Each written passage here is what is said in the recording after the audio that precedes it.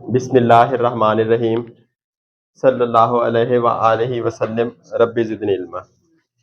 बेटे pharmacy technician programme के first year में हम बुक पढ़ रहे हैं बायोकेमिस्ट्री और सेकंड चैप्टर के हार्मोन्स के पोर्शन में हमारा आज का हार्मोन है टेस्टोस्टेरोन। बेटे ये वर्ड से टेस्टोस्टेरोन से क्या चीज आपके जहन में आती है? टेस्टिस। मेल में बेटे मेल ऑर्गन के नीचे टेस्टिस होते हैं जहां स्पर्म्स वगैरह की प्रोडक्शन होती है। तो बेटे ये हार्मोन वहीं प्रोड्यूस होता है, इसीलिए इसका नाम टेस्टोस्टेरोन है। और हार्मोन के बारे में जुल्फकार हमने क्या पढ़ा? मोस्टली किस नेचर के होते हैं? शाबाश। और हार्मोन जिंदगी के लिए क्यों जरूरी है?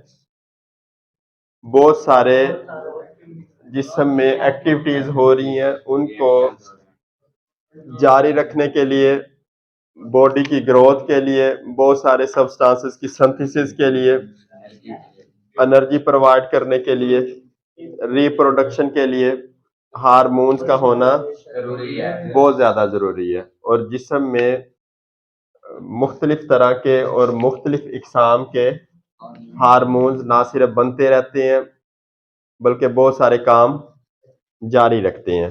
और एक हार्मोन अपने से आगे दूसरे हार्मोन्स को भी बनाता रहता है। जिस तरह कल हमने सेकंड कौन सा हार्मोन पढ़े हैं कल? और ऑक्सीटोसिन। ऑक्सीटोसिन का बेटे हमने पढ़ा था, वो प्रोलैक्टिन को इंक्रीज करवाता है, सिक्रीशन में हेल्प देता है। अब फर्ज करें ऑक्सीटोसिन ना हो तो प्रोलैक्टिन भी नहीं होगा। शाबाश। अब बेटे हम टेस्टोस्टेरोन देखते हैं। Testosterone is the principal hormone of the testes which consists of 19 carbon atoms. बेटे जब टेस्टिस किन में होते हैं? मेल में, फीमेल में? मुजम्मिल, मेल में होते हैं, फीमेल में होते हैं? शाबाश। तो बेटे टेस्टोस्टेरोन का आ जाए, testosterone exist in females, males, both of these, none of these, males. तो टेस्टोस्टेरोन स्पेशली किसका हार्मोन है? मेल का। ये आपने याद रखना है। और इसका बेटे जो स्ट्रक्चर है उसमें कार्बन एटम्स कितने होते हैं? 19। शाबाश। और इसकी बेटे नेचर क्या होती है? स्टीरॉयड नेचर होती है। शाबाश। और बेटे एक्शंस ऑफ टेस्टोस्टेरोन, जो असल चीज हमारे फोकस की है, एक्शन किसे कहते हैं? शाबाश। एक्शन के कोई चीज क्या काम कर रही है। अब effect on male reproductive system. Male reproductive system क्या होता है भाई? इमरान आप बताओ। रिप्रोडक्टिव सिस्टम मेल का वो सिस्टम जो ऑफ स्प्रिंग्स प्रोड्यूस करने में इन्वॉल्व है। ऑफ स्प्रिंग किसे कहते हैं? औलाद को। ठीक है, जिस चिल्ड्रन को। हाँ जी, शाबाश। मर्दाना तौलीदी निज़ाम उर्दू में कहा जाता है इसे। और मेल रिप्रोडक्टिव सिस्टम में बेटे पीनस आ गया और टेस्टीज आ गए, इस तरह की चीजें। अब बेटे देखते हैं टेस्टोस्टेरोन का मेल रिप्रोडक्टिव सिस्टम पे क्या असर है या क्या ये एक्टिविटी परफॉर्म कर रहा है। During intra uterine life testosterone is created by the genital rich, later on it is created, later on कहते हैं बाद में, क्रिएटेड बाय प्लेसेंटा, प्लेसेंटा कहते हैं नाफ को। At this stage, it causes the development of male sex organs, including the penis, जो mail organ है जहाँ से यूरिन पास करते हैं हम। स्क्रोटम, जो टेस्टिस की जो स्किन है या थैली है जिसमें टेस्टिस मौजूद होते हैं, उसे स्क्रोटम कहते हैं। प्रोस्टेट, ये ग्लैंड होता है। Seminal vesicle and mail genital duct. This hormone also causes descent of the testes during last 2 months of gestation and suppresses the formation of female genital organs. Suppress कहते हैं दबाना। बेटे जब एक लड़का माँ के पेट में होता है तो उसकी जो जिंदगी है यूट्रस में मौजूद होता है, उसको कहते हैं इंट्रा यूट्राइन लाइफ। ठीक हो गया। उस वक्त तो बेटे बच्चा बन रहा होता है, तो उस वक्त टेस्टोस्टेरॉन कहाँ से पैदा हो रहा है? जेनिटल रिजेस से। बेटे आपने देखा नहीं ये फिल्मों वगैरह में या इस तरह जब एक बच्चा बन रहा होता है इस तरह का बनाया होता है पहले, याद आ रहा है? इधर आंख सी बनी होती है, फिर पता चलता है 2 हफ्तों बाद इस तरह हो गया, फिर उसके हाथ निकल आते हैं, फिर टांगे, फिर वो पता चलता है कोई भी बंदा आपका बच्चा बन गया। ठीक हो गया। तो बेटे इसमें जेनिटल रिजेस होती हैं, यानी उभार बने होते हैं। अब एक बच्चा जो इतना सा है इसमें सारे अज़ा मौजूद हैं, पता है आपको? जब बेटे स्पर्म और ओवम मिला तो जायगोट बन गया। इस तरह जायगोट जब बड़ा हुआ हफ्ते के बाद इस तरह का वो बन गया। तो अब इसके ना इधर जिस तरह उभार नहीं बने होते, जिस तरह हमें दाने से हो जाते हैं, तो इस तरह से दाने से बने होते हैं। कोई दाना टांग होता है, दोनों टांगे 2 दाने होंगे उसके, इस तरह उभार होते हैं, वो बाजू होते हैं। फिर जब आहिस्ता आगे वक्त गुजरता है फिर उन्हीं उभारों से आगे अज़ाब बनना शुरू हो जाते हैं। जो जेनिटल रिजेस हैं, जेनिटल कहते हैं ये सेक्स ऑर्गन्स, तो उनसे टेस्टोस्टेरॉन इंट्रायूट्राइन लाइफ में लड़के की पैदा हो रहा होता है। ये बात समझ आई है हमजा? चलो शाबाश। बेटे आगे फिर ये जब ये शुरू में जेनिटल रीजन से पैदा होता है और बाद में प्लेसेंटा से। प्लेसेंटा किसे कहते हैं? नाफ। अब ये जो बच्चा यूट्रस में मौजूद है तो ये माँ में कैसे जुड़ा होता है? माँ से प्ले बच्चे के प्लेसेंटा से एक आंत जा रही होती है जो माँ के सारी यूट्रस में फैली होती है।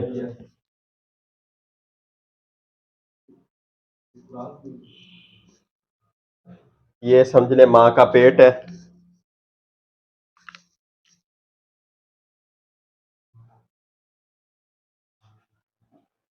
ये समझ लें क्या बोलते हैं इसे, जायगोट डेवलपिंग फेज में है। अब इसकी प्लेसेंटा किधर होगी? दरमियान में, जिस तरह मैं खड़ा हूं मेरी दरमियान में है। तो इधर से बेटे ये जो नाल निकल रही है, आंत भी कहते हैं, आंदर भी कहते हैं, आंवल नाल भी कहते हैं इसे उर्दू में। तो बेटे ये आगे जाल सा बना होता है इसका।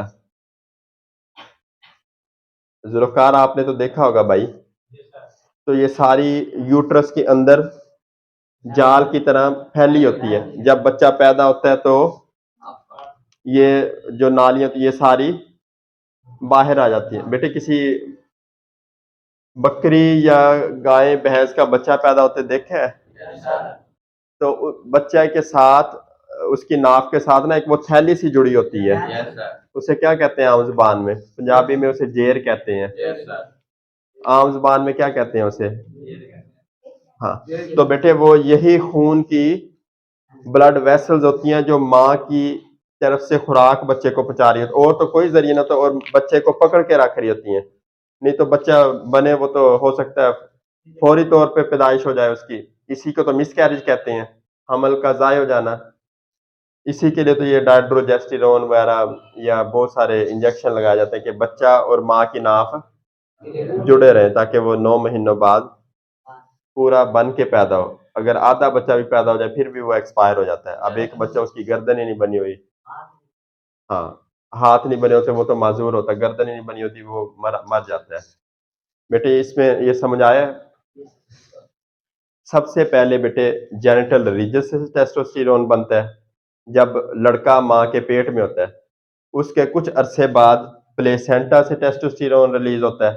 ठीक हो गया। अब जब बच्चा पैदा हो गया तो आगे फिर उसमें हमारी बुक बता रही है, अब जब प्लेसेंटा से टेस्टोस्टेरोन रिलीज हो रहा है, at this stage it causes the development of male sex organs including पीनस। जब प्लेसेंटा से टेस्टोस्टेरोन पैदा होता है तो वो पहले तो छोटे पेशाब की जगह छोटी सी होती है ना बच्चों में, बिल्कुल वो इस तरह उभार सा होगा, तो उसे बनाने में टेस्टोस्टेरोन का मेन किरदार है। स्क्रोटम बनती है और क्या प्रोस्टेट बनता है, वो सारा कौन बना रहा होता है? टेस्टोस्टेरोन प्लेसेंटा से सिक्रीट होके पीनस बना रहा होता है, स्क्रोटम बना रहा होता है, प्लेसेंटा प्रोस्टेट बना रहा होता है, सेमिनल वेजिकल बना रहा होता है और मेन जेनिटल डक्ट बना रहा होता है। बेटे अब आपने मेल में देखा होगा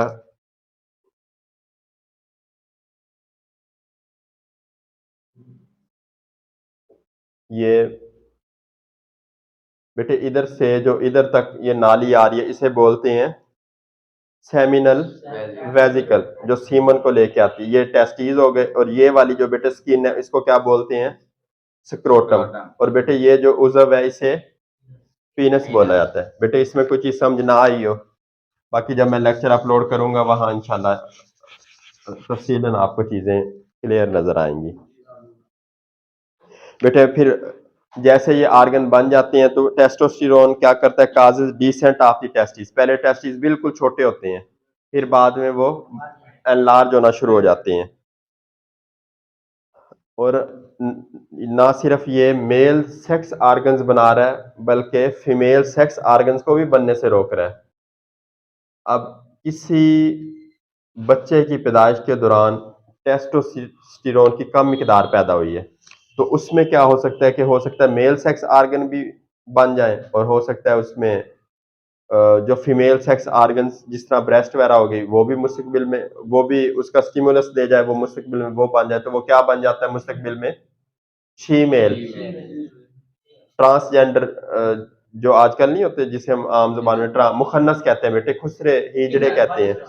तो ये समझ आती है वो कैसे बनते हैं? जब टेस्टोस्टेरोन एक कम मिकदार में रिलीज होगा तो male sex organs under develop होंगे। बेटे ये जो फीमेल होते हैं इनके ये ना सेक्स आर्गन्स डेवलप ही नहीं होते, ना वो एक मर्दों की तरफ होते हैं ना ही औरतों की तरफ, यानी उनके दोनों अज़ा होते हैं और वो अंडर डेवलप्ड होते हैं। अगर आपसे कभी कोई पूछ ले, हाँ भाई आप मेडिकल फील्ड के लोग हैं, कि ये जो मुखन्नस है यार इसमें कौन सा हार्मोन डिस्टर्ब हुआ होगा, तो आपने क्या बताना है? टेस्टोस्टेरोन। और आपने बताना है कि भाई इसमें जब इसका रिलीज कम हुआ था तो ना इसका पीनस बना, ना प्रोस्टेट बना अच्छी तरह, ना स्क्रोटम बनी। और टेस्टोस्टेरोन ने फीमेल सेक्स आर्गन्स को सप्रेस करना था बनने से, क्योंकि वो खुद कम मिकदार में था, तो वो फीमेल आर्गन्स का बनना सप्रेस ही नहीं हुआ, यानी वो उसे दबा नहीं सका। तो फीमेल सेक्स करैक्टरिस्टिक भी जाहिर हो गई और मेल सेक्स करैक्टरिस्टिक भी अंडर डेवलप्ड फॉर्म में जाहिर होगी, जिस करके ये जेंडर ना ही रही ना शी रही। बेटे दूसरे नंबर पे इसका मेल रिप्रोडक्टिव सिस्टम पे क्या इफेक्ट आ रहा है? इन एडल्ट्स, अब हमने जब बच्चा पैदा नहीं हुआ था वो सारा देख लिया कि जब बच्चा माँ के पेट में तो क्या कुछ बन रहा है, क्या कुछ कर रहा है वो, ठीक हो गया।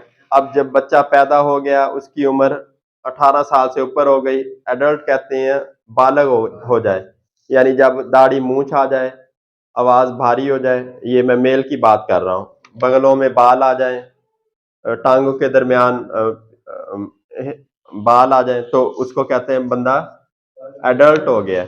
अब जब बेटे एडल्ट हो जाए तो टेस्टोस्टेरोन क्या करता है? In adults testosterone is created by the Leydig cells of the testis. Testis में बेटे लीडिंग सेल होते हैं, टेस्टिस में सेल्स होते हैं और उनका नाम है लीडिंग सेल। लीडिंग सेल क्या पैदा करते हैं? शुरू शुरू में जब बच्चा माँ के पेट के अंदर बनना शुरू हुआ था तो जेनिटल रीजन से टेस्टोस्टेरोन पैदा हो रहा था, उसके बाद फिर प्लेसेंटा से पैदा होना शुरू हुआ। फिर जब बच्चा पैदा हो गया तो जब वो बालग हुआ तो टेस्टोस्टेरोन टेस्टिस के लीडिंग सेल से पैदा हो रहा है, ठीक हो गया। This hormone causes the enlargement of the male sexual organs.